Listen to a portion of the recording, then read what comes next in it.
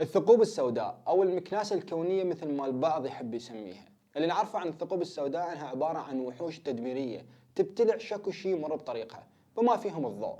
بس هي كل الثقوب هيج؟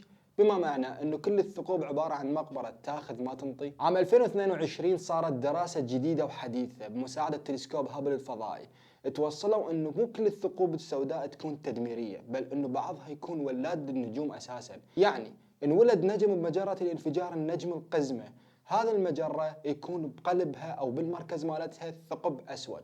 العلماء قالوا أن الثقب الأسود هو المسؤول عن ولادة هذا النجم، بما معنى أنه أول مرة يتمرد ثقب أسود على السلوك الطبيعي اللي المفروض يتخذه أي ثقب أسود، ويتبع العادات والتقاليد اللي ماشي عليها الثقوب السوداء، اللي هي تدمير أي شيء مر بطريقهم. بل أنه هذا الثقب تحول إلى ثقب ولاد للنجوم بدل ما يكون هذا الثقب يبتلع النجوم اللي مر بطريقها.